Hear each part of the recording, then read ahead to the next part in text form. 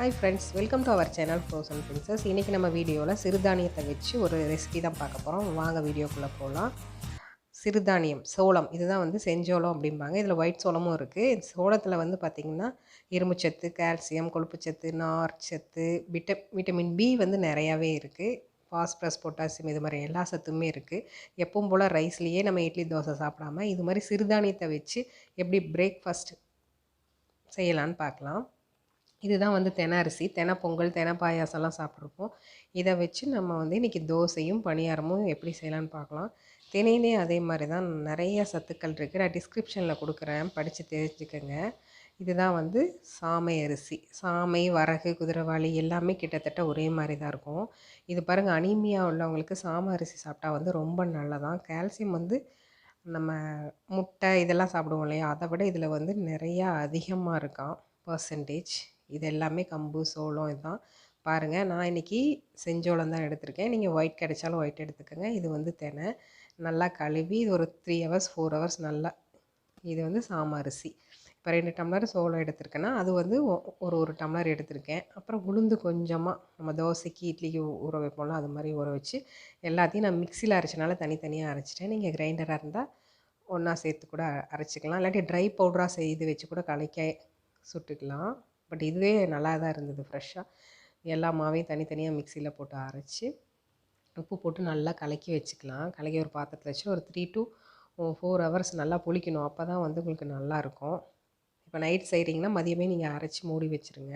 அப்போ நல்லா அந்த மாவு வந்து கொஞ்சம் புளிப்புத்தன்மையோடு இருந்தால் தான் இந்த சிறுதானியம் தோசைக்கெல்லாம் ரொம்பவே நல்லாயிருக்கும். இப்போ பாருங்கள், இந்த கன்சிஸ்டன்சியில் ரொம்ப தண்ணி ஊற்றாமல் இப்படி கெட்டியாக அரைச்சி வச்சுக்கோங்க. இப்போ வந்து இதை வந்து தோசை ஊற்றிக்கலாம். நம்ம நார்மலாக எப்போவும் ஊற்றுற மாதிரி தான். ஆனால் ரொம்ப லேசாக வந்தால் வந்து நல்லா இருக்காது. அதனால் கொஞ்சம் திக்காக வந்து தோசை ஊற்றிக்கலாம். அதுக்கு மேலே போடுறதெல்லாம் உங்களோட ஆப்ஷன் தான்.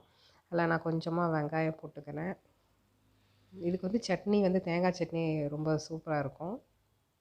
பச்சை மிளகாய், கேரட்டு, கொத்தமல்லி இலை எல்லாம் தூவி கொஞ்சம் எண்ணெய் ஊற்றி, நார்மல் தோசை விட இதெல்லாம் வந்து நீங்கள் இப்போ இருந்து சாப்பிட்டுக்கணும். இப்போ டாக்டர்ஸே நம்மளுக்கு ப்ரிஸ்கிரைப் பண்ணுறாங்க நிறைய சிறுதானியங்கள் எடுத்துக்கங்கன்னு சொல்லிட்டு.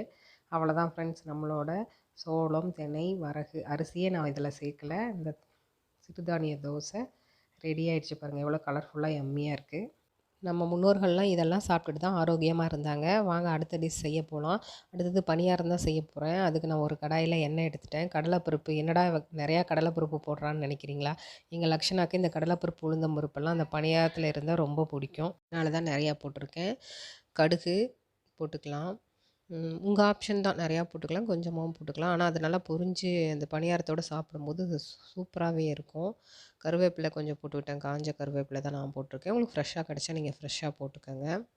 எப்போவுமே வந்து பணியாரத்துக்குன்னு ஒரு டேஸ்ட் இருக்குது. எப்போவுமே இட்லி தோசையை விட பணியாரம்னாவே அவ்வளோ டேஸ்ட்டாக இருக்கும். வெங்காயம் கொஞ்சம் போட்டு நல்லா வதக்கிக்கலாம். உப்பு வந்து ஆல்ரெடி நான் மாவில் போட்டிருக்கேன், அதனால் நான் இதில் போடல. உங்களுக்கு தேவைப்பட்டுச்சுன்னா நீங்கள் டேஸ்ட் பண்ணி பார்த்துட்டு போட்டுக்கோங்க. பச்சை மிளகாய், கொத்தமல்லி தழை போட்டு நல்லா இதை வதக்கிக்கலாம். நார்மல் பணியாரத்தை விட இந்த சிறுதானிய பணியாரம் வந்து அவ்வளோ டேஸ்ட்டாக இருந்தது. கலர்ஃபுல்லாக இது கொஞ்சம் சோளங்கிறனால ரெட் கலராக இருக்கிறனால சீக்கிரம் தீஞ்சு போயிடும். அதனால் நீங்கள் ஸ்லோலியே வச்சு செய்யணும். இப்போ பாருங்கள், இந்த தாளித்து கொட்டினதை கொட்டிட்டு மாவை கலக்கும் போதே நமக்கு வந்து பார்க்கும்போதே எவ்வளோ அழகாக இருக்குது. நான் வந்து கல் பணியாரம் தான், இண்டோலியம் அந்த நான்ஸ்டிக்லாம் கிடையாது. இது வந்து கல் பணியாரக்கல் தான். நீங்கள் முடிஞ்ச அளவுக்கு அது மாதிரி இரும்பு கடாய், கல் பணியாரக்கல், கல் தோசை சட்டியெல்லாம் வந்து யூஸ் பண்ணுங்கள். அது வந்து உடம்புக்கு ரொம்ப ஆரோக்கியமானதும் கூட. பணியாரம்னாவே எண்ணெய் தான், அதனால் எண்ணெய் கொஞ்சம் ஊற்றிக்கலாம்.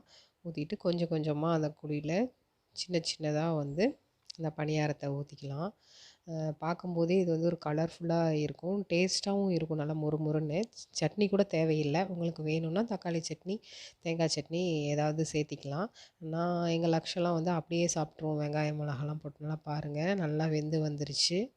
கொஞ்சம் லேட் ஆகும். இப்போ வந்து திக்னஸ் வந்து தானியங்கள் வந்து எப்போவுமே கொஞ்சம் அதிகமாக இருக்கும்னால கொஞ்சம் லேட் ஆகும். நார்மல் அரிசி பணியாரத்தை விட இது கொஞ்சம் லேட் ஆகும். அதனால் பொறுமையாக இருந்து மெதுவாக திருப்பி போட்டுக்கோங்க. ஒவ்வொன்றா திருப்பி போட்டுட்டு அதுக்கப்புறமும் உள்ளே வேகாமல் இருக்கும். அதனால் வந்து ஸ்லோவில் வச்சு 5 to 7 மினிட்ஸ் நல்லா போட்டுட்டிங்கன்னா, இப்போ பாருங்கள் திருப்பி போட்டாச்சு. நம்மளோட பணியாரம் வெந்துருச்சு.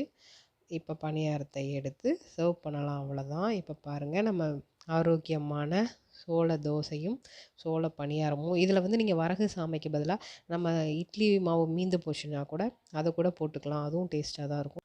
இப்போது சுவையான ஆரோக்கியமான சிறுதானிய தோசையும் பணியாரம் ரெடி ஆகிடுச்சு. ஃப்ரெண்ட், இந்த வீடியோ உங்களுக்கு பிடிச்சிருக்குன்னு நினைக்கிறேன். லைக் பண்ணுங்கள், ஷேர் பண்ணுங்கள், கமெண்ட் பண்ணுங்கள். தேங்க்ஸ் ஃபார் வாட்சிங்.